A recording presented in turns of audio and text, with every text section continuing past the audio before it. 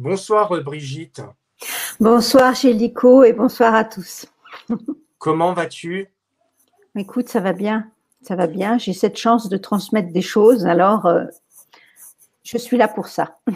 Ok. Et donc je t'ai invité ce soir parce que je t'ai vu sur une vidéo il y a de ça pas mal de temps et j'avais déjà fait plusieurs interviews sur les microzima et justement tu as écrit un livre sur les microzima et donc avant de commencer, est-ce que tu pourrais te présenter s'il te plaît? Alors moi, je suis une retraitée. Hein. Ça fait même 10 ans que j'ai arrêté de travailler. Donc j'ai eu le temps pendant ces 10 ans d'approfondir pas mal de sujets. J'ai une carrière d'ingénieur dans les télécoms, donc je suis plutôt informaticienne. Mais j'ai fait aussi des études en physique, en biologie, en physiologie, en biochimie. J'ai une maîtrise de biochimie.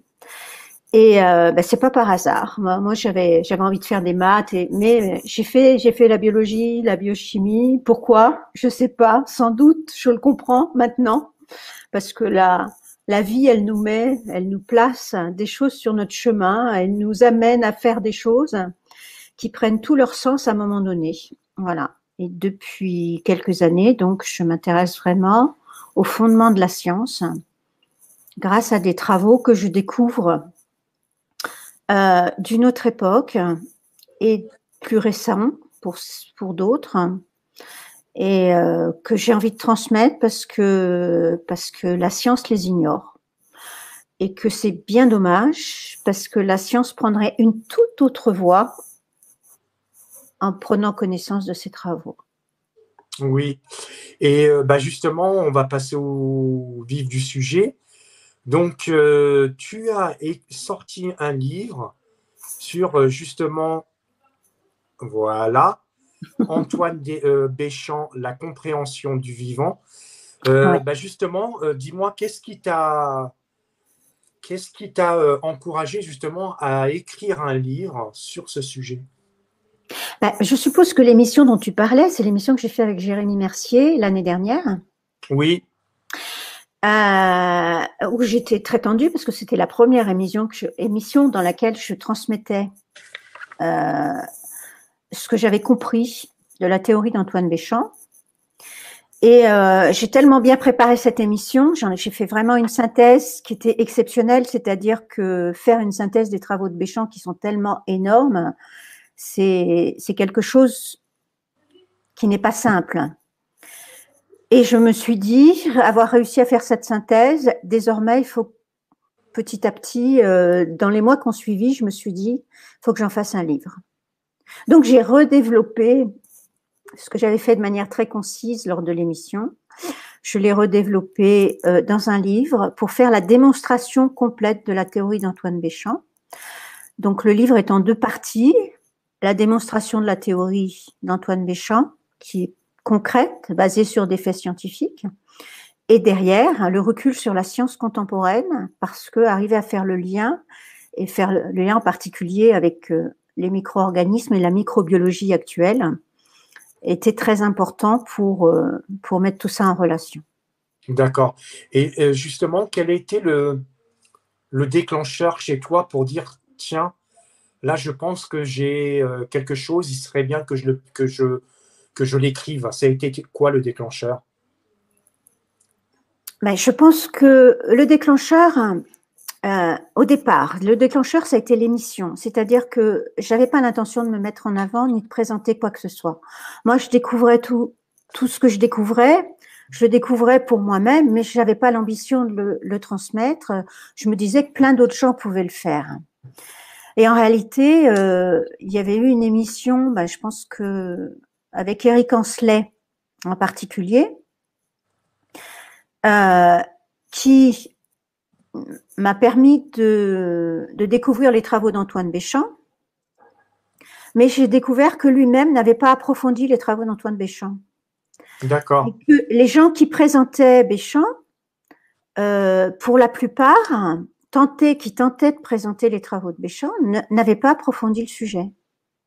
Et je me suis dit, à un moment donné, il va falloir que on arrive à présenter ces travaux. C'est vrai que c'est complexe, hein. Ouais. Et en même temps, c'est une notion du vivant qui est tellement logique, qui coule tellement de sources qu'il faut arriver à la faire passer, à la faire comprendre. Donc, j'ai osé faire cette synthèse parce que j'ai compris cette grande idée, comme aurait dit Hector Grasset, qui au début du XXe avait défendu Antoine Béchamp, qui estimait qu'il y avait une idée extraordinaire. Et cette vision du vivant qu'avait Antoine Béchamp, basée sur des faits scientifiques, il fallait la faire connaître. Et on s'aperçoit qu'il y a rien, il n'y a pas de livre qui explique tout ça. Il y a les livres de Béchamp, il y a les livres de Grasset, mais il n'y a pas de synthèse qui permet d'avoir de manière concise la théorie d'Antoine Béchamp. Donc je me suis dit, il faut que je me lance. Donc j'ai commencé par cette émission avec Jérémy, et puis c'était naturel après derrière d'écrire un livre, ça coulait de source. Ouais. Et donc, moi, c'est vrai que c'était dans cette période, justement, quand tu avais fait l'émission, et je pense que ce n'était pas encore le moment idéal je crois que tu étais encore en pleine écriture à cette période. Et tu venais juste de faire juste ta toute première émission. Tu venais de sortir de l'ombre. Mais non, mais c'est vrai, de passer comme ça, de se retrouver devant son écran, de savoir qu'il y a des gens qui écoutent, c'est pas des choses naturelles, hein. C'est pas quelque chose la première fois, surtout quand on a un message aussi énorme à faire passer. Je dis, mais cette émission, elle était très très dure pour moi parce que il fallait que j'aille jusqu'au bout de ce message, et j'ai réussi à le faire d'ailleurs. Cette émission, elle est bien faite. Et j'ai réussi à le faire, mais j'avais l'impression d'avoir été poussée en parachute. J'étais vraiment à côté de moi. J'ai réussi à aller jusqu'au bout de l'émission, mais maintenant, bon, ça me paraît beaucoup plus naturel d'échanger. Mais c'est vrai que c'est quelque chose de très très difficile la première fois. Donc quand tu m'avais contacté quelque temps après, j'ai dit non, mais non, ça va trop. Là, d'un seul coup, il faut que je digère déjà. Exactement. Il fallait que je digère et surtout, peut-être me lancer dans ce projet. Parce que quand tu m'as contacté, j'avais pas encore ce projet-là. Et c'était ça, ce chemin que je devais faire. C'était écrire ce livre. C'était la priorité. D'accord. Ok. Et justement, qu'est-ce qui rend les travaux d'Antoine Béchamp si intéressants? Ça change complètement notre vision du vivant. C'est-à-dire que la vision qu'on a des microbes, par exemple, qu'on ne devrait pas appeler microbes, on entre tout de suite dans le vif du sujet dès qu'on pose cette question-là. C'est-à-dire que ça inverse complètement notre vision des microbes et des micro-organismes, on va dire, oui. Parce que avant d'être appelés microbes par Pasteur, ils ont été appelés microzyma par Béchamp. Mais c'est la même chose. Béchamp les avait découverts et petit à petit, au fur et à mesure qu'il a cherché à les comprendre, il s'est rendu compte que c'était la brique de base du vivant. La brique de base du vivant. C'est-à-dire qu'actuellement, le vivant est considéré comme, tous les organismes vivants sont considérés comme étant constitués de cellules. C'est la théorie cellulaire qui estime que l'élément vital, c'est la cellule. Eh bien, pas du tout. La cellule, c'est quelque chose de totalement provisoire, de temporaire, qui se détruit très facilement et que laisse échapper la cellule quand elle se détruit des toutes petites granulations qui sont les microzymas, qui sont l'élément vital. L'élément vital en soi, c'est-à-dire qu'on le retrouve, cet élément vital, dans tous les organismes vivants. C'est la brique de base des végétaux, des animaux, des êtres humains. Et tous ces éléments-là, donc je vous apporte toute la théorie en même temps. Quand une cellule se détruit, elle libère ces microzymas qui sont à l'origine de cette cellule.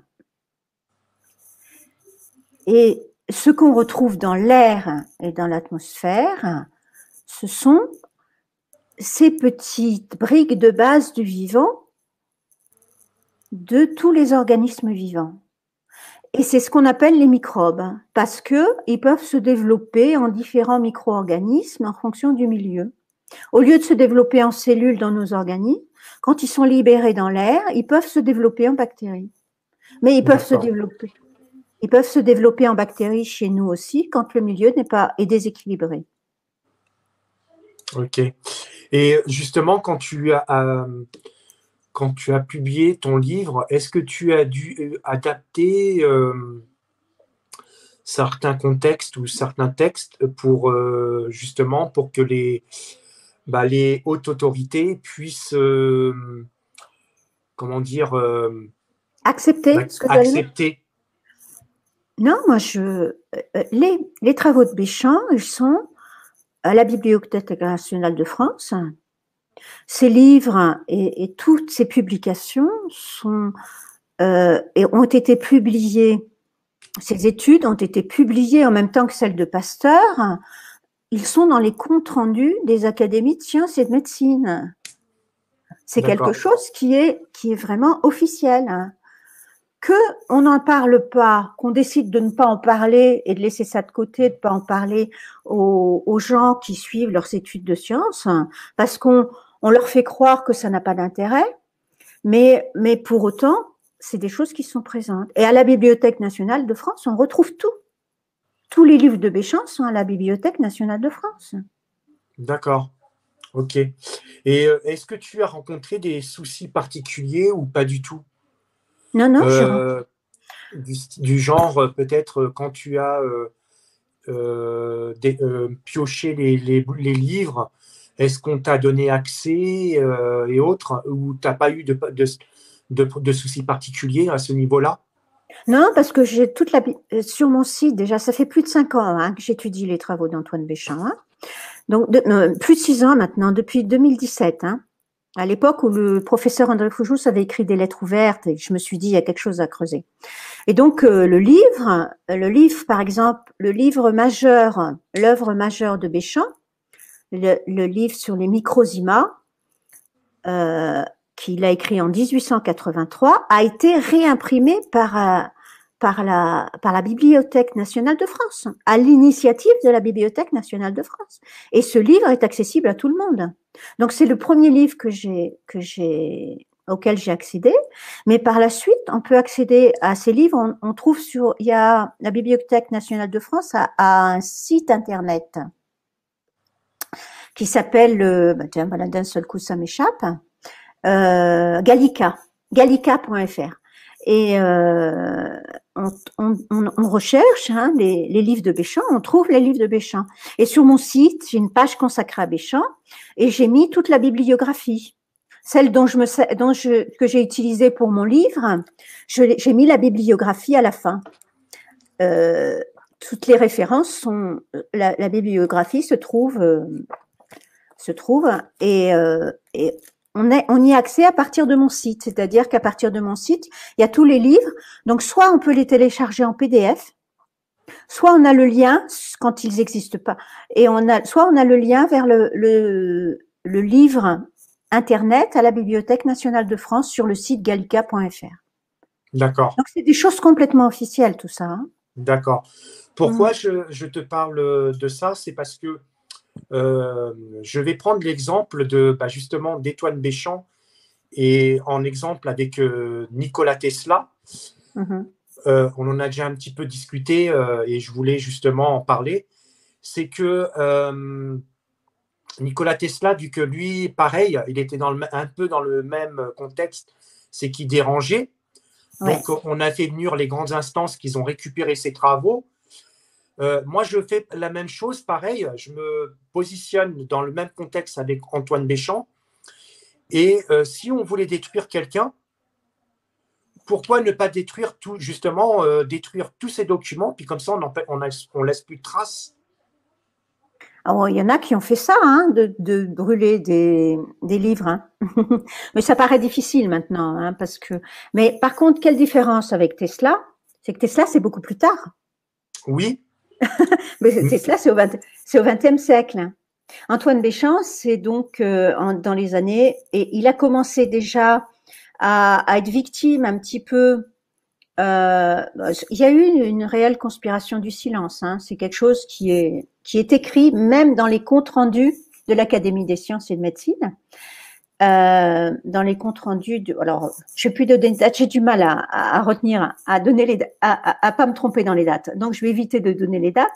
Mais il y a un compte rendu dans lequel il est bien dit que un certain docteur Armand Gauthier envoyait promener carrément Antoine Béchamp lors d'une séance de l'Académie des sciences, en lui disant mais de toute façon je vois pas pourquoi je répondrais à quelqu'un dont il a été décidé de faire silence autour de ses travaux. Et donc, il révélait par là un problème une conspiration du silence. Il a été décidé de faire silence autour des travaux d'Antoine Béchamp. Et c'est pour ça qu'il s'est décidé à écrire son livre, parce qu'il avait publié au fur et à mesure ses travaux, mais il a décidé d'en faire un livre. Et il en a fait d'autres après. Hein. Mais son livre de 1883 fait plus de 1000 pages, hein, quand même. Hein. Il explique toutes ses expériences. Eh bien, ce livre, il a eu du mal à le publier. Déjà, il a eu des problèmes pour le publier. D'accord. Et quelqu'un d'autre n'a pas pu publier du tout son livre, c'est Jules Tissot. Et ça, c'était dans les années 1940. C'est-à-dire que les travaux de Jules Tissot sont carrément méconnus, carrément ignorés. Ceux de Béchamp, on a toutes les publications et on a tout l'historique. Ceux de Tissot, ils sont carrément ignorés. Oui, parce que vu que, comme je l'expliquais, c'est que les lobbies sont plus forts et donc Pasteur aussi, donc on zappe un petit peu et on met ça de côté pour justement garder le contrôle. Sans doute.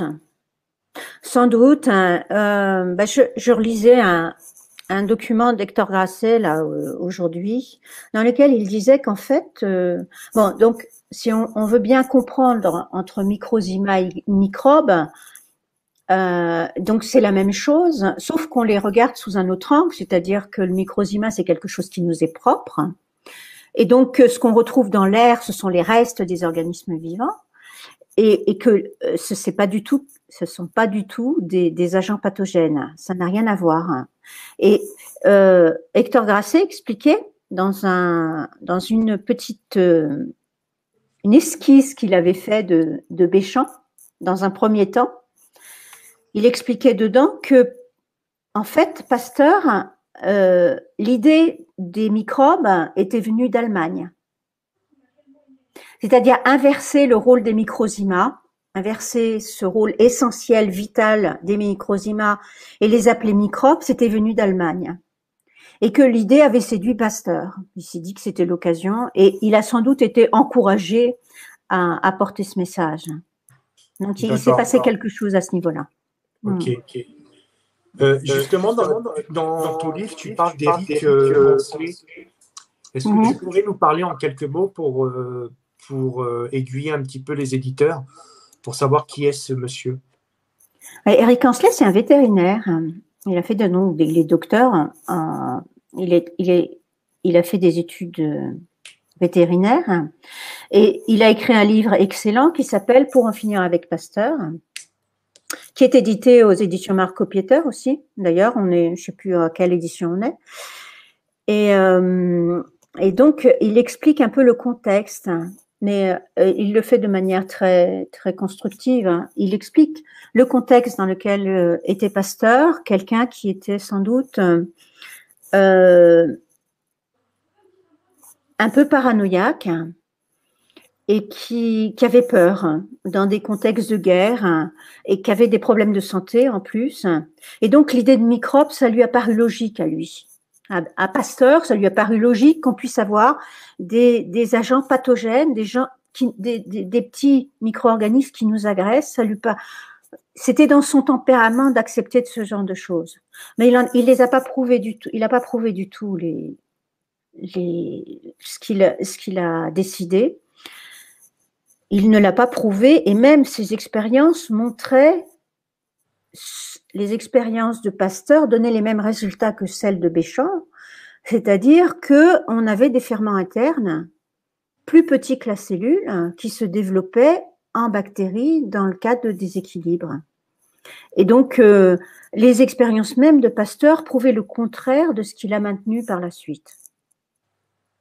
On était parti d'Eric Hensley.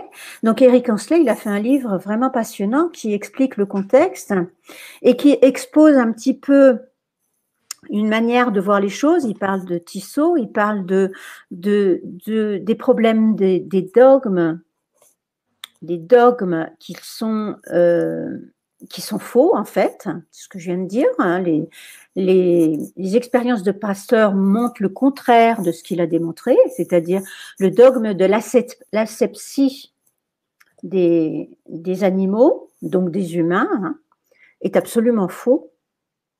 Donc, on peut l'expliquer, ça, au passage, parce que c'est quelque chose d'important à comprendre. Quand on parle d'asepsie, les gens nous disent, oui, mais on a de toute façon des micro-organismes, on a notre microbiote intestinal et tout ça. Donc, pour pas tout mélanger, on va être clair, on est constitué d'un tube digestif qui va de la bouche à l'anus, et ce tube digestif, c'est un passage dans notre corps. Le reste était considéré, et Pasteur et Béchamp et tous les scientifiques à l'époque déjà de Pasteur connaissaient le microbiote intestinal. Ils appelaient ça la flore intestinale. Ils n'appelaient pas ça microbiote, mais ils connaissaient les ferments, les bactéries qui se développaient dans les intestins. Ils connaissaient les bactéries qui se développaient dans la bouche. Ils connaissaient tout ça. Mais cette partie-là, qui est le tube digestif, n'est pas la partie interne de nos organismes. Et quand Pasteur a décrété l'asepsie des animaux, il parlait des parties strictement internes. Or, les scientifiques, désormais, découvrent que dans ces parties-là, on a tout un microbiome, parce que ce qu'ils découvrent, ce sont des gènes microbiens. À l'intérieur de ces parties stériles, on découvre tout ça, mais on ne remet pas en question le dogme de l'asepsie. On découvre qu'il y a plein de choses, et au lieu de remettre en cause le dogme de l'asepsie, eh bien, on cherche à comprendre comment ce microbiome s'est introduit. C'est-à-dire qu'on continue à raisonner sur un dogme faux.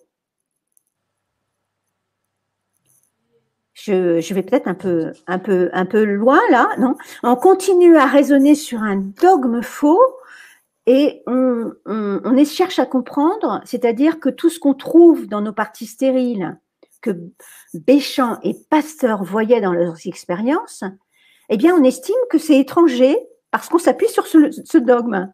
C'est-à-dire qu'on tourne en rond, c'est-à-dire que la science, elle est en train de s'enfermer sur elle-même. Et c'est ça la difficulté. Alors, est-ce que j'ai été claire? Est-ce qu'il y a besoin de reprendre les choses autrement ou est-ce que… Oui, un petit peu, si tu peux reprendre un petit peu pour dégrossir un petit peu. Voilà.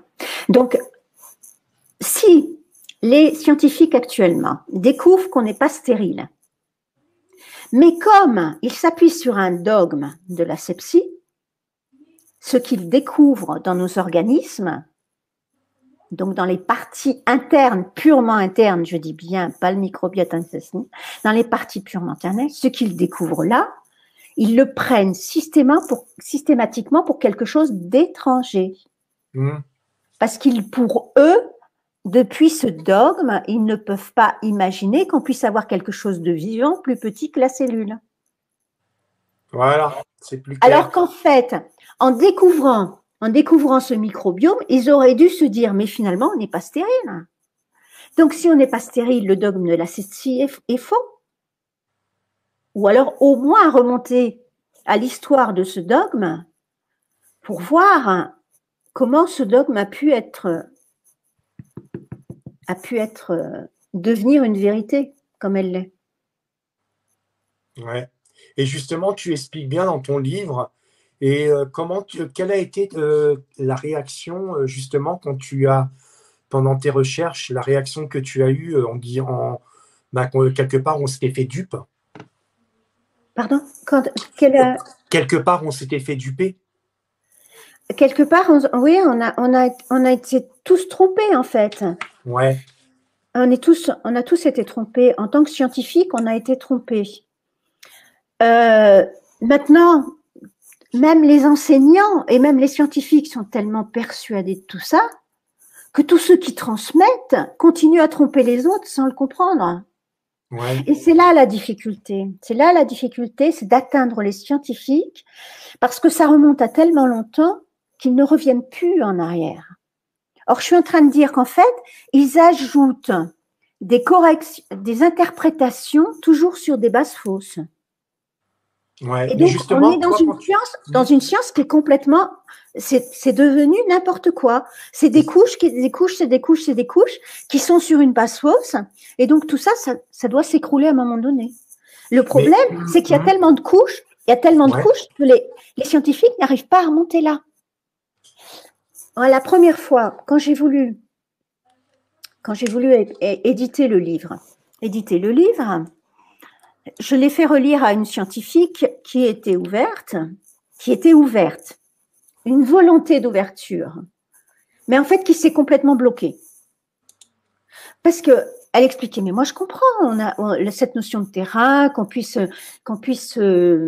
être malade à cause de notre terrain, je le comprends. Mais aller dire que ce qui se développe à l'intérieur de nous, c'est à nous, non, elle n'arrivait pas. Elle n'arrivait pas parce que cette personne n'arrivait pas à… Pour elle, c'est trop ancré dans l'esprit des scientifiques. Et penser que les scientifiques ont pu se tromper pendant si longtemps, c'est quelque chose qui leur paraît impossible. Ça leur paraît impossible. Et venant de moi en plus. Oui.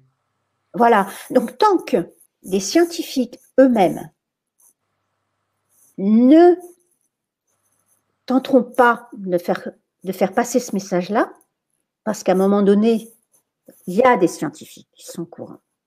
Il y a des scientifiques qui ont compris. Le problème, c'est que s'ils essaient de s'exprimer, ils vont être censurés. Moi, je peux me permettre de m'exprimer, je représente rien, je suis rien pour la science. Je peux me permettre de dire, je peux me permettre d'éveiller des scientifiques, à la limite, mais eux, s'ils essaient, eux, de faire comprendre que Béchamp avait raison, eh bien, c'est pas facile. C'est-à-dire que moi, je sais qu'il y a des gens qui me suivent de près, mais ces gens-là, ils vont pas partager mes vidéos, ils vont pas, voilà. Donc, parce que ils savent qu'ils ne seront pas entendus. Ouais, c'est une minorité. Et c'est très difficile pour les scientifiques. Il faut se mettre à leur place. Il faut se mettre à leur place. Eux, moi, j'ai pris du recul. À mon âge, en plus, j'ai pu prendre le temps de réfléchir. On a besoin de prendre du recul. Eux, ils sont à fond dans la science. Ils sont dans des choses qui sont devenues tellement complexes parce que justement, ces interprétations pour coller au dogme, ça rend la science très complexe. Et donc, ils sont pris dans une espèce de maillage dont ils ont du mal à sortir. Tout leur paraît logique par rapport aux interprétations qui ont été données. On arrive toujours à trouver une interprétation, hein, mais en fait, c'est des contorsions pour arriver à coller au dogme. Ouais. Comme de dire, voilà, ce que je trouve là, je vois un micro-organisme dans une personne malade, ce micro-organisme s'est introduit. Voilà. Obligatoirement, c'est ce qu'ils pensent. Et justement, et ça, il faut qu'ils arrivent à penser autrement. On regarde à l'inverse. Et les microbes que l'on retrouve à l'extérieur, ces petits micro-organismes, ces petits ferments vitaux qui se sont libérés de nos organismes, qui se sont libérés des végétaux, des organismes vivants, ils ne sont là que pour vivre leur vie de ferment autonome. Ils ne sont pas là pour nous agresser, ils n'ont pas été créés pour ça. Oui, c'est clair. Et justement, quand tu quand tu as découvert tout ça par rapport à tes recherches, aujourd'hui, comment tu as vu la science, comment tu l'as trouvé la science par rapport à tout ça? Ben, déjà, moi, c'était en 2017, quand j'ai lu le livre d'Éric Ancelet et le livre de Béchamp, j'ai été bouleversée. D'abord, c'était pas évident de comprendre, hein, parce que je dis, le livre de Béchamp, il fait plus de 1000 pages. Et il explique des choses, on est dans une autre époque, on est sur des bases, on parle de fermentation, on parle de choses qu'on n'a pas l'habitude d'entendre. On n'a pas l'habitude d'éplucher tout ça. Et on remonte à des choses auxquelles on n'est pas habitué. Mais quand on sent les choses, quand on arrive à comprendre où il veut en venir, là, d'un seul coup, on réalise que tout est faux. Et comme il le démontre que les dogmes de Pasteur sont faux, quand on comprend ça, c'est très bouleversant parce qu'on a l'impression qu'on s'est trompé soi-même longtemps, mais qu'on a été trompé longtemps. Et c'est choquant. C'est choquant. Et on est même en colère parce qu'on se dit ça peut pas continuer comme ça et on ne sait pas quoi faire. Hein. Comment faire? Donc, il m'a fallu, comme c'était complexe à expliquer, comme il fallait faire le point sur cette théorie, il fallait faire le lien avec la science contemporaine. Donc, moi, je découvre maintenant les exosomes, même les virus, tout ça. Qu'est-ce que c'est la même chose, virus, exosome, ils savent pas faire la différence. Et ils savent pas que les exosomes sont vivants. Et pourtant, ils produisent des enzymes, et s'ils produisent des enzymes, c'est qu'ils sont vivants. Et là, savoir, un scientifique, il n'est pas capable de dire une particule est vivante ou pas. Il n'a pas les critères. Béchamp, il avait les critères parce qu'il avait compris le vivant. Et il y a tellement de choses à reconsidérer que c'est presque énorme. C'est-à-dire qu'on met tout à plat. Je sais plus, c'est le docteur Vincent Reliquet dans un webinaire que j'ai fait, il dit, lisez-le ce livre. Évidemment, ça fout tout par terre, il dit. C'est lui qui dit, ça fout tout par terre. Ben oui, ça fout tout par terre. Mais on doit reconsidérer tout ça. Il va falloir le faire à un moment donné. On n'a pas le choix. Ok. Bah oui. Donc pour bien fixer les choses, là, j'ai commencé à comprendre vraiment par les expériences, quand Béchamp expliquait les expériences que tous les scientifiques faisaient à cette époque-là pour essayer de comprendre l'origine des micro-organismes. Parce que c'est ça la question. Que sont les micro-organismes? D'où viennent-ils? Eh bien, donc, si on prend un morceau de viande et qu'on le met à l'abri des germes de l'air, dans des conditions, ils ont fait des expériences extrêmes pour arriver à protéger des germes de l'air, eh bien la viande, au cœur de la viande, des bactéries se développent. Ça peut pas être des germes extérieurs, on en est protégé. D'ailleurs, s'ils mettent une matière inerte, ils n'auront pas de développement de micro-organismes. Donc, quand on a compris que au sein de la viande, une viande saine, se développaient des bactéries, on se dit d'où ça vient? Ça vient pas des germes de l'air. Ça vient de l'intérieur. Et ce petit œuf, c'est pas pour rien là. Donc, Béchamp a cherché à comprendre d'où ça venait, parce que lui, il était persuadé comme Pasteur que ça venait des germes de l'air. Et quand il s'est rendu compte que non, ça se développait à l'intérieur de la viande, et donc que la viande était constituée de germes. Et il s'est rendu compte qu'effectivement, il a retrouvé ce qu'il appelait des microzymas, des très petits ferments, partout dans ce qui est les germes, ce qui correspond aux germes de l'air. Il les a retrouvés partout, et en particulier dans le vitellus. Quand je dis partout, c'est également dans les végétaux, dans tous les organismes vivants. Et dans le vitellus, qui est une cellule, les embryologistes ont-ils cherché ce qui est doué d'activité transformatrice dans l'œuf, ce qui est vraiment vivant? Est-ce que les embryologistes, ce sont même les scientifiques, les bactériologistes, les microbiologistes, les virologues, se sont posé la question, qu'est-ce qui est vivant dans le vitellus? On ne parle plus que de gènes à l'heure actuelle. Les gènes sont des molécules. La science, elle ne connaît en nous que la chimie. Elle n'est pas allée chercher le vivant. Or, d'où naissent tout ce qui est, tous nos organismes, ils viennent de ce vivant. C'est les microzymas qui vont construire les cellules. Et ces granulations, qu'on appelle microzymas, ces granulations sont présentes en grand nombre dans le vitellus, dans le jaune d'œuf, qui va être à l'origine de l'embryon. Et ce sont ces granulations qui vont construire les cellules, qui vont construire, qui vont organiser, qui vont structurer l'embryon, qui vont développer ces centres vitaux et qui vont être à l'origine du petit poussin et puis plus tard du poulet ou de ce qu'on veut.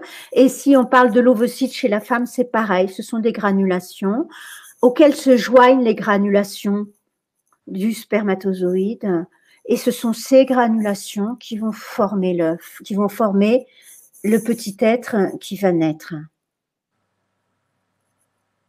Et ces granulations, par la suite, elles vont se spécialiser. Elles commencent à se spécialiser dans l'embryon. Elles vont se spécialiser dans les centres vitaux. Elles vont créer des cellules. Elles vont organiser petit à petit l'organisme vivant. Et ces granulations vont, quand elles n'arrivent pas à créer des cellules parce que le terrain est déséquilibré, vont à la place créer des bactéries ou des moisissures. C'est le milieu qui va faire qu'ils vont évoluer en tel ou tel micro-organisme ou en telle cellule. Ouais, c'est le milieu. C'est Bruce Lipton qui explique. Lui, il parle de cellules, il ne connaît pas les microzymas, mais il parle de cellules. Il explique bien, si on prend des cellules souches et qu'on les met dans des milieux différents, les mêmes cellules, dans des milieux différents, il va obtenir des os d'un côté, il va obtenir des muscles de l'autre, il va obtenir en fonction du milieu. Est-ce que le rapport en nutriments contribue justement pour avoir ce rapport différent de l'environnement? Alors maintenant, quel est le milieu adapté à chaque? Je pense qu'à partir de ce moment-là, où on aura compris que tout est une question de milieu, il va falloir, je suppose que des scientifiques ont déjà travaillé là-dessus, puisqu'ils ont fait cette expérience dont parle Bruce Lipton. Oui. Donc maintenant, à aucun moment, ils n'ont envisagé que lorsqu'ils voyaient apparaître des bactéries ou des moisissures, elles ne venaient pas de l'extérieur, elles ne venaient pas des germes de l'air, mais que c'était, au lieu de fabriquer des cellules, le milieu ne convenait pas à la fabrication de cellules ou à des structures. Le milieu était adapté pour développer des bactéries ou développer des moisissures.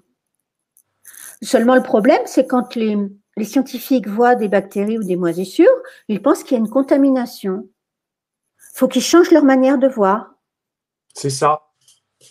Donc, ils n'ont pas confiance dans les techniques de stérilisation ou dans les techniques qui sont à l'abri des germes de l'air parce qu'ils sont persuadés qu'on ne peut pas obtenir de milieu stérile. Pourquoi? Parce que quand ils voient apparaître des choses, ils sont persuadés que ça vient de l'extérieur. Mais ça ne vient pas de l'extérieur. Ils obtiennent des milieux stériles et ce qui se développe, c'est bien quelque chose qui est propre à l'organisme. C'est propre au milieu. Ce sont des microzymas dans le milieu qui se développent. Ok. Et dis-moi justement, quand tu as fait tes recherches et ces découvertes, est-ce que tu as pu justement le partager ou trouver quelqu'un en qui tu pouvais justement en parler sans être dénigré ou autre, mais vraiment quelqu'un Ah, qui mais a suivi tes travaux de près? oui, oui, j'ai fait relire mon livre à André Fougeros, bien sûr. J'ai fait relire mon livre à Olivier Salière, hein, qui travaille sur les biophotons. Mais voilà, c'est des gens qui avaient connaissance des travaux de Béchamp et qui ont vraiment aimé. En fait, et je sais pas, j'ai fait une émission aussi avec Tal Chaleur aussi sur TVADP. Et c'est pareil, Tal Chaleur, il m'avait dit, moi j'ai lu Béchamp il y a longtemps, mais je trouvais ça vraiment compliqué. Et le livre, il m'a dit, j'ai lu ça comme un roman parce que justement, j'amenais petit à petit la théorie et que il trouvait bien que j'ai pu faire cette synthèse et d'amener les choses. Voilà. Donc Naturellement. oui. Alors oui, j'ai essayé de construire, d'amener les choses. J'amène la théorie par les faits scientifiques progressivement. Au fur et à mesure des expériences, je suis allée chercher les expériences type de Béchamp pour amener aux conclusions qui mènent à cette théorie. Ouais. Et c'est vrai, ce qui est intéressant dans ce livre, c'est que on n'a pas l'impression de lire quelque chose. Moi, quand je l'ai lu, c'est vrai que c'était quelque chose d'assez simple, d'assez clair. Et justement, tu donnes des informations, tu donnes des liens dans ce livre pour que les gens puissent faire leurs propres recherches. Mhm. Et j'ai trouvé que, honnêtement, il était vraiment, il était Accessible. clair, accessible et clair. Alors, les gens qui n'arrivent pas à le lire, c'est des gens qui se disent la science, c'est pas pour moi. Moi, je crois que la science, elle est à tout le monde. On est au fondement de la microbiologie, là. Donc, on est au tout début de la science. Donc, on est sur des notions simples. Et, donc, voilà. Donc, je pense que c'est vraiment quelque chose qui est accessible à tout le monde. Ouais, Mais faut l'aborder sans a priori, il faut l'aborder sans se dire je suis pas capable. Il faut se dire ben oui, voilà, qu'est-ce que c'est qu'une fermentation? C'est un petit ferment qui se nourrit, mais c'est aussi la vision de Béchamp de la fermentation aussi ça. C'est un petit ferment qui se nourrit d'un milieu, donc le sucre par exemple, et de s'en nourrir, il va éliminer, il va s'en nourrir, il va en trouver de l'énergie. Et c'est pour ça qu'il y a de la chaleur qui s'émet lors des fermentations. Et puis, il va y avoir des déchets. L'alcool n'est autre qu'un déchet de la fermentation. C'est une élimination du ferment. La fermentation, c'est quelque chose juste, un petit micro-organisme. Tous les petits micro-organismes sont des ferments. Et le ferment vitaux, la brique de base du vivant, le microzyma, la brique de base du vivant, c'est le plus petit ferment qui, lui, est l'élément de base. C'est-à-dire que c'est l'élément qui n'est pas putréfiable. Parce que je parlais, par exemple, des cellules, je disais qu'une cellule, quand elle se détruit, elle libère ses microzymas, eh bien, les microzymas restent vivants. Et à la fin de la putréfaction, les microzymas sont vivants. C'est-à-dire que les cendres, quand on dit tu retourneras à la poussière, ces poussières, ce sont les microzymas. Et ces microzymas sont des petits ferments, ils sont vivants. Et c'est eux qui ont construit l'organisme. C'est eux qui ont construit l'organisme vivant. Et c'est eux qui vont, quand il est mort, le ramener à la poussière, ramener la matière organique à l'état minéral. Et pour ça, ils passent par l'étape de bactéries. Donc, il peut y en avoir d'autres qui viennent de l'air, qui vont venir se joindre à eux parce qu'ils vont trouver de la nourriture. Et donc, la putréfaction va se faire par les microzymas de l'organisme et par d'autres microzymas et par d'autres éléments qui vont détruire, ramener les la matière organique à l'état minéral. Cette poussière qu'on a à la fin est vivante. Ce sont les granulations qu'on avait au départ dans le vitellus, qui se sont multipliées. Et donc, c'est le support de la matière vivante. Et nous, qu'est-ce qu'on est au milieu de tout ça? Qu'est-ce qu'on est vraiment? Parce qu'au moment où on meurt, ces microzymas, eux, ils continuent à vivre. Ce sont nos microzymas, pourtant. C'est ceux hérités de nos parents. C'est pas ceux du voisin ou ceux de l'extérieur. Ce sont les nôtres. Ben, ils continuent leur vie après nous. En fait, ils nous ont été prêtés le temps de notre vie. Tu n'avais pas une petite vidéo à nous montrer? Si. Parce que justement, dans cette vidéo, il y a quelque chose de vraiment intéressant. C'est qu'on voit une petite lumière. Ah, je vais la remettre au début. Tac. Pour que les gens puissent... On a une cellule souche, là. On est à l'intérieur d'une cellule souche. Là, on est vraiment dans des techniques, mais vraiment, on est au summum des techniques modernes. Hein. Donc, on voit le vivant. On assiste au vivant. On est dans une cellule. Et ce qu'on voit de rond assez gros, c'est le noyau. Et on a plein de fibres autour. Et là, si tu t'es arrêté sur la...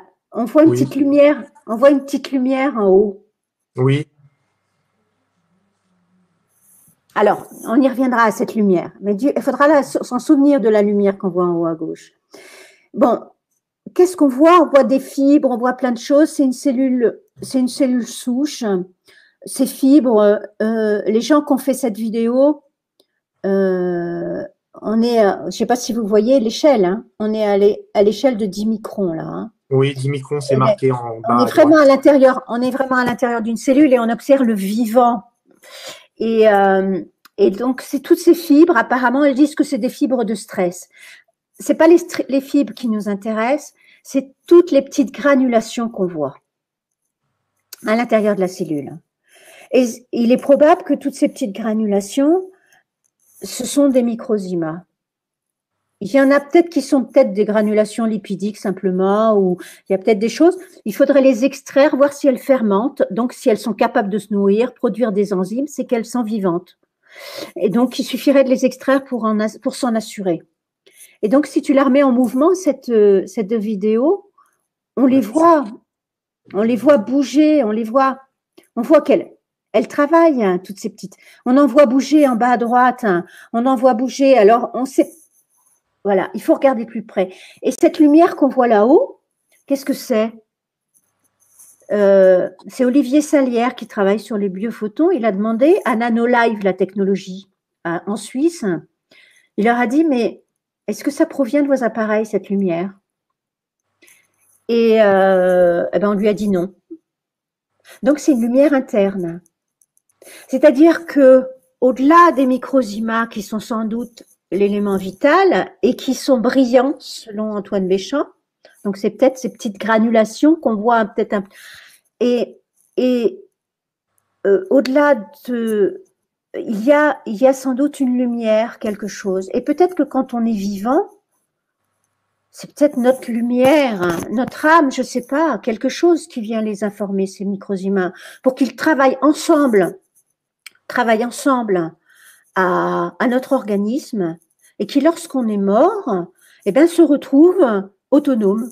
Ils retrouvent une vie de ferment autonome et dans ce cas-là, c'est des petits ferments qui n'ont rien de pathogène, qui n'ont rien d'agressif, qui sont des petits ferments tout simplement, qui vont se nourrir de ce qu'ils trouvent, mais qui ne vont pas nous agresser parce que, et ça, Béchamp le montrait, et je l'explique dans le livre, c'est que nos barrières naturelles sont excellentes et que les microzymas étrangers ne vont pas pénétrer dans nos organismes comme ça. C'est ça.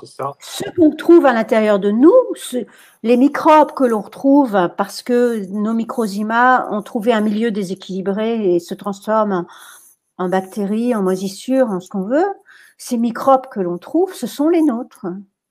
Et si on rétablit le terrain, ils vont redevenir microzima et reconstruire des cellules. Oh, tellement de choses, tellement de choses, tellement de choses. Dis-moi, Brigitte, justement, quand tu as fait ces recherches et que tu as fait ces découvertes, est-ce que tu as eu l'occasion justement de tester les recherches d'Antoine Béchamp de ton côté? Non. J'observe différemment. Je vois la lactofermentation, je l'observe différemment maintenant. Quand j'observe, j'observe des choses. Je vois un avocat qui pourrit, il pourrit de l'intérieur. Que je vois des choses, on voit bien qu'il y a des choses qui sont. Si on observe autrement, on voit les choses autrement. Mais les expériences d'Antoine Béchamp sont fiables. Et la preuve, c'est que quand il disait que le dogme de la sepsie était faux, il expliquait bien que les expériences de Pasteur et les expériences des autres scientifiques qui cherchaient à démontrer la génération spontanée à cette époque-là, en imaginant que les micro-organismes naissaient comme ça, eh bien, toutes ces expériences-là conduisaient toutes au même résultat. Et il y avait bien quelque chose de vivant qui naissait à l'intérieur de nous. La théorie cellulaire, elle est fausse. La cellule est temporaire, il y a quelque chose de vivant en dessous de la cellule et qu'il faut que les scientifiques s'y intéressent. Et les scientifiques sont persuadés, ils savent, quand je disais qu'ils se contorsionnaient pour coller au dogme, ils se rendent compte que notre métabolisme, il a besoin de quelque chose de vivant pour être réalisé. À l'intérieur de nos cellules, il a besoin de quelque chose de vivant. Ils sont allés inventer l'histoire d'une archéobactérie qui vivrait en symbiose dans nos cellules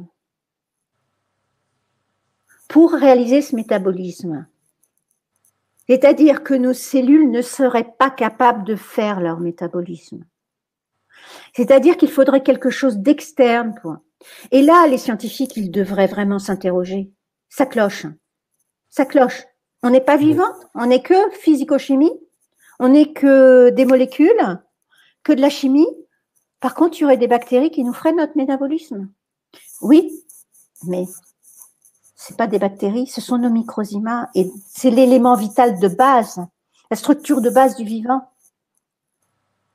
qui fournit notre énergie, qui nous transforme, qui nous grandit, qui nous soigne, qui nous rend malade. Quand il y a un déséquilibre, eh bien, on a de la fièvre parce que d'un seul coup, ils doivent évoluer de manière à essayer de rétablir l'équilibre du terrain. Parce que justement, nos organismes ont une capacité de réparation énorme. Et que ces microzymas, ils sont capables de faire des choses incroyables. Mais seulement, il faudrait s'y intéresser pour de bon. Et justement, pour que les microzymas fassent bien leur travail, il faut bien que, je suppose qu'ils ne sont pas tout seuls à travailler. Il y a peut-être d'autres organismes dans notre corps qui sont aussi importants que les microzymas.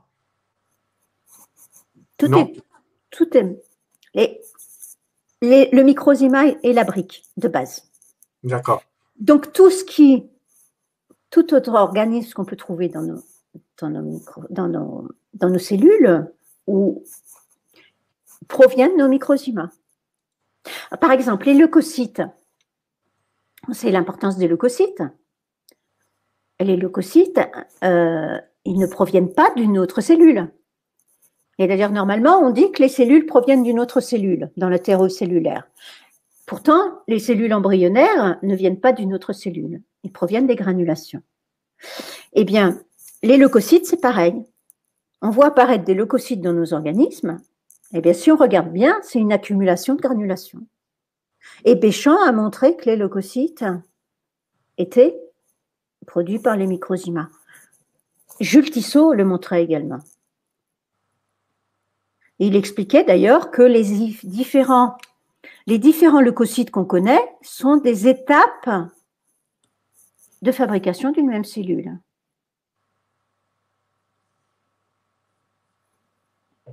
Ok. Je ne sais plus quelle était ta question. J'ai répondu à ta question ou pas? Oui. Justement, tout à l'heure, tu as parlé tu as dit enzymes. Et justement, qu'est-ce que c'est qu'une enzyme? Pardon? Les enzymes? Des enzymes, oui. Oui. Qu'est-ce que c'est qu'une enzyme? Oui. Alors, Antoine Béchamp a découvert les enzymes. Justement, la notion de fermentation, la notion de ferment, ce qui est la brique de base du vivant, c'est un ferment. Ce ferment, avant de se nourrir, pour pouvoir se nourrir, il est obligé de fabriquer une enzyme parce qu'il va adapter le milieu de manière à pouvoir l'assimiler. Et c'est ce qu'a découvert Antoine Béchamp. Et donc, il commence par fabriquer une enzyme et derrière, ensuite, l'enzyme va modifier le milieu. Par exemple, le sucre de canne n'est pas assimilable. Le ferment, ça peut être la levure, qui est finalement une association de microzyma aussi. Le ferment va produire des enzymes pour transformer ce sucre pour le rendre assimilable. Et ensuite, il va s'en nourrir et il va laisser échapper du CO2, il y a besoin du CO2 et puis de l'alcool et d'autres produits de la fermentation. Et la levure va aider à la fermentation alcoolique. Et le ferment, le microzyma, est capable de faire cette même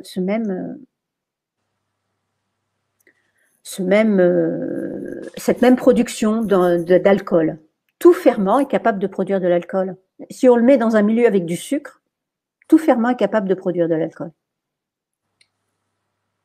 Et donc, le ferment produit obligatoirement une enzyme.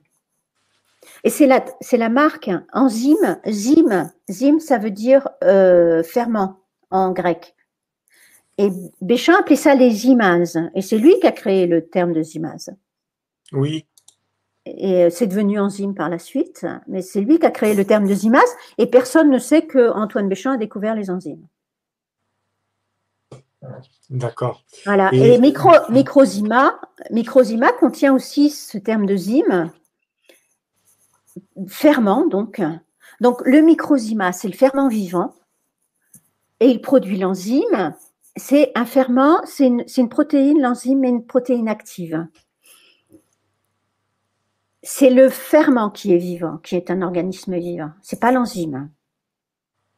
Mais à l'intérieur de nos cellules, on a besoin de ces petits ferments pour produire notre métabolisme et même pour construire nos cellules, hein, de toute façon. Est-ce que en France, il y a quelqu'un qui a repris les recherches de Béchamp ou pas du tout? Il faut s'intéresser peut-être quelqu'un qui vient de l'extérieur, c'est-à-dire à l'étranger? Alors, il y a Stefano Scoglio qui parle des microzymas. Il fait l'amalgame, il fait le parallèle complètement avec les exosomes. C'est-à-dire qu'actuellement, les chercheurs, il y a près de 30 000 publications hein, sur PubMed, c'est un site sur lequel on a les publications scientifiques.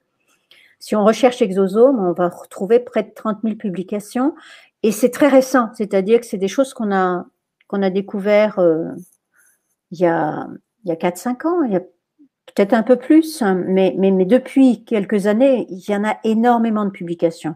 Je ne sais pas s'il y a beaucoup de chercheurs français qui s'intéressent. Oui, il y a des chercheurs français qui s'intéressent aux exosomes. Mais en attendant, ces exosomes sont considérés comme des particules provenant des cellules qui sont libérées par les cellules et on ne s'intéresse pas à savoir si elles sont vivantes ou pas. En tout cas, Stefano Scoglio, lui, affirme que les exosomes sont les microzymas de Béchamp. Et selon les travaux sur les exosomes, comme on voit qu'ils produisent des enzymes, ils réalisent même le métabolisme. Et à tel point qu'ils se promènent, on arrive à les voir, se promener en dehors de la cellule, et on a des marqueurs qui montrent un métabolisme qui se produit à l'intérieur. Alors, comme on doit se contorsionner pour y donner des explications, on appelle ça des mitovésicules. On estime que ces particules, ces exosomes transporteraient des mitochondries. Voilà. Donc, on essaie d'expliquer, on essaie de se contorsionner, mais on veut pas aller regarder de près ces exosomes, voir qu'ils sont vivants tout simplement. Et qu'ils sont les microzymas qui s'échappent de la cellule et qui sont à l'origine de la cellule. Et que c'est pas la cellule qui est l'élément vital, mais bien ces microzymas, bien ces exosomes. Donc, Stefano Scoglio. Il y a sans doute d'autres chercheurs, mais qui n'ont peut-être pas le droit de parler. Qui éviteront d'en parler sans doute. Oui. Mais je suis persuadée qu'il y a des chercheurs qui travaillent dessus. Mm-hmm. Ok. Et justement, quand Béchamp parlait du vivant, est-ce qu'il parlait des produits crus ou cuits? Tu veux parler de la nourriture, la manière dont on doit se nourrir. C'est-à-dire qu'actuellement, donc si on a bien compris, on est entièrement constitué d'éléments vitaux, de petits ferments vitaux. Et que ces éléments vitaux sont la brique de base du vivant, donc des végétaux, des animaux. Quand on pense au tube digestif et au microbiote intestinal, qu'est-ce que le microbiote intestinal? Donc là, on a plein de bactéries, on a des virus, on a des microzymas en fait. Ce qu'Antoine Béchamp a analysé, parce qu'il a fait des études très poussées, il le retrouve, on a des bactéries dans la bouche aussi. À la sortie de l'estomac, il ne retrouve aucune bactérie. Il n'y a pas de bactéries à la sortie de l'estomac. Ça veut dire que s'il y avait des bactéries, donc si on a bien compris, les microzymas sont l'origine des cellules, sont l'origine des bactéries, sont l'origine des moisissures. Et donc, dans les acides de l'estomac, ces bactéries, elles redeviennent microzymas. Elles passent l'estomac. À la sortie de l'estomac, on n'a que des microzymas. Et ce qu'on retrouve dans l'intestin, au fil de l'intestin, les microzymas vont s'adapter à un milieu qui est un peu plus alcalin que dans le reste du tube digestif, dans l'intestin. Le milieu est adapté à produire des bactéries, en fait. Le milieu est favorable aux bactéries. Donc, les microzymas qui arrivent à la sortie de l'estomac vont redonner des bactéries, les bactéries de l'intestin. Ces bactéries vont vivre dans ce milieu et de quoi on est nourri, nous? Nos nutriments, c'est quoi? C'est le sang qui vient puiser les nutriments au niveau des intestins. Donc, c'est le milieu intestinal qui va nourrir. Donc, c'est la fermentation à l'intérieur du milieu intestinal. Toutes ces bactéries, elles n'arrêtent pas de se nourrir. Voilà. Qu'est-ce qui se passe si on mange des aliments? Donc, ces bactéries, qu'est-ce qu'elles sont? C'est des microzymas. Ça peut être de nos propres microzymas. On a des glandes salivaires. Antoine Béchamp a analysé les microzymas des glandes salivaires qui sont différentes d'une glande salivaire à l'autre. Et on a plein de microzymas qui nous sont propres. Nos tissus, ce sont aussi des microzymas qui nous sont propres. On a, le long de nos tissus, ces microzymas peuvent alimenter l'intestin. Donc, ce sont nos propres microzymas, plus les microzymas des aliments qu'on mange. Donc, les microzymas des végétaux, les microzymas des animaux. Mais il faut savoir que les microzymas sont tués à des températures, à la température d'ébullition, à 100 degrés. Si on maintient longtemps à 100 degrés, les microzymas sont tués.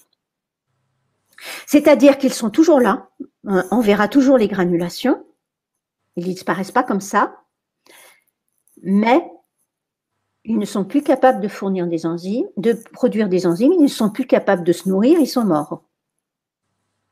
Et donc, si on avale sans cesse de la nourriture transformée, de la nourriture sans microzymas vivants, eh bien, ces microzymas ne pourront pas se développer dans nos intestins et nous nourrir, parce que finalement, c'est ces fermentations et ce milieu intestinal qui va nourrir notre sang, qui va contribuer à notre nutriment. Donc, on a besoin d'une nourriture qui est plutôt préservée, au minimum transformée. Il faudrait éviter les cuissons fortes. Ça ne veut pas dire qu'il ne faille manger que du cru. Mais si on peut arriver… équilibre. Exactement. Parce qu'on a besoin de chaud aussi. On a besoin de choses cuites aussi, je pense. Mais après, il y a plein d'avis là-dessus. À chacun de voir ce qui est bon pour lui et de sentir. Mais en tout cas, une chose est sûre, c'est que si on ne mange que des choses complètement transformées avec des microzymas morts, eh bien, il va manquer des choses dans nos intestins. Ouais, puis justement, c'est comme ça qu'on dit qu'on a des soucis de santé. Exactement, et que il manque des bactéries dans nos intestins et qu'on essaie de les remplacer en nous faisant avaler des gélules, en nous faisant avaler des bactéries prélevées sur d'autres, sur des fesses des matières fécales d'autres personnes. Et c'est bien dommage, alors qu'il suffirait par la nourriture d'apporter ces éléments. Et justement, je voulais te demander comment réagit un microzyma à la lumière. Je sais pas. Ok. Je pense que alors là, c'est Olivier Salière qui peut parler des biophotons et de l'énergie apportée et de l'information apportée par la lumière et par les biophotons. Donc là, moi j'étais sur la brique de base du vivant. Manifestement, les microzymas sont brillants, selon Antoine Béchamp, et que s'ils sont brillants, c'est qu'ils émettent des biophotons. Et voilà. Et, en tout cas, on constate, il y a énormément, c'est Olivier Salaire vient d'écrire un livre justement sur les biophotons. On constate qu'effectivement, les aliments vivants et les organismes vivants émettent des biophotons. Donc, ils sont vivants. Donc, voilà, là, on va plus loin. C'est-à-dire qu'à partir du moment où on a compris la brique du vivant, on a compris le vivant en nous, au-delà, il va falloir que la science cherche à comprendre pourquoi ce vivant, il est capable de travailler en commun, c'est-à-dire que tous les microzymas travaillent ensemble pour notre organisme tant qu'on est vivant, et pourquoi à partir du moment où on est mort, il se retrouve autonome, c'est-à-dire qu'ils ne travaillent plus ensemble. Quelque part, voilà, ça va loin derrière.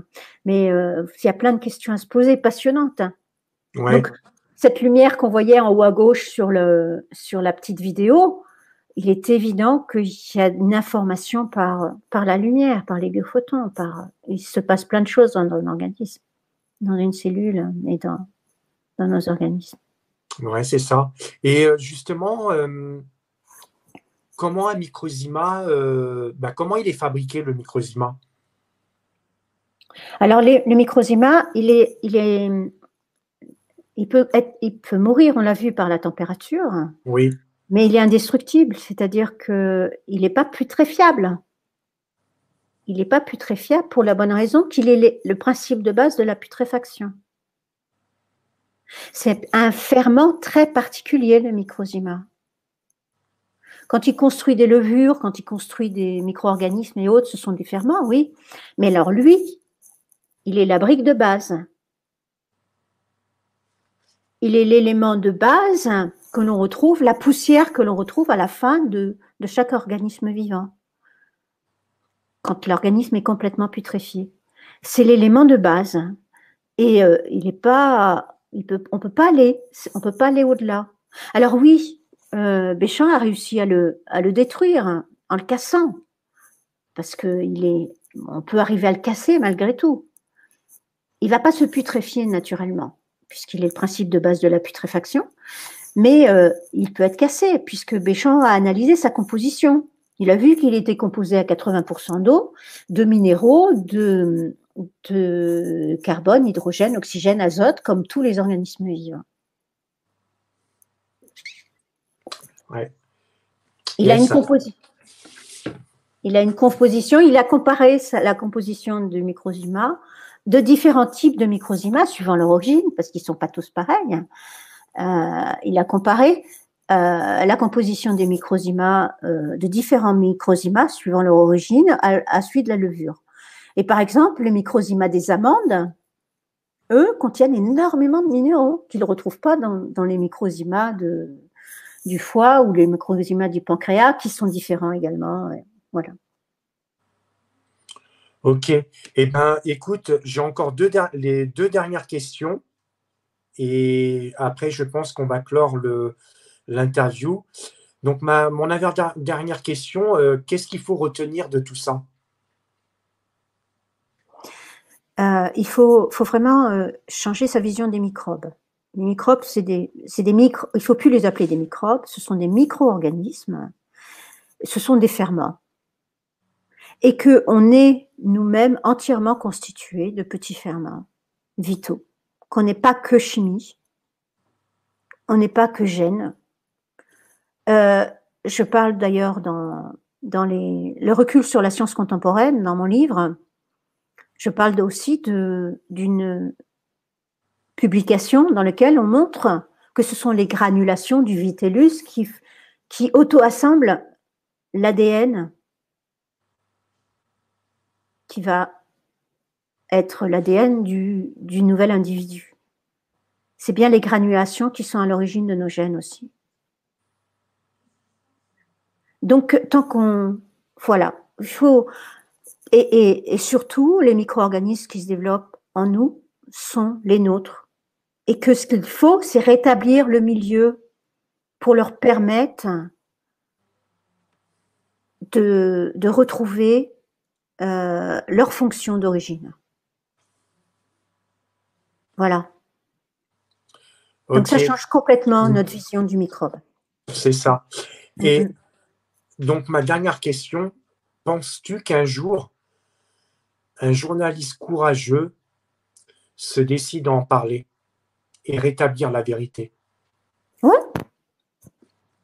Mais ça viendra, ça viendra. Je ne sais pas quand, mais ça viendra. Ouais. ça viendra inévitablement. Non, mais c'est vrai que quand je lisais la petite esquisse de l'œuvre de Béchamp, là, d'Hector Grasset, là, ce savant méconnu, il disait, en 1899, il a écrit ça. Et il disait, mais dans 20 ans, tout s'écroulera, c'est-à-dire que, eh bien non, tout s'est pas écroulé. Donc lui, il pensait que ça tiendrait pas 20 ans. Et il y a eu des couches et des couches et des couches, c'est-à-dire que les interprétations ont toujours été faites sur des dogmes qui ont créé de nouveaux dogmes, parce que finalement, quand on pense que l'ADN a un rôle central, on a tort. Et si quand on a parlé d'épigénétique, on aurait dû remettre en cause le rôle central de l'ADN. On continue à penser au rôle central de à l'ADN comme un rôle, comme à quelque chose de central, mais non.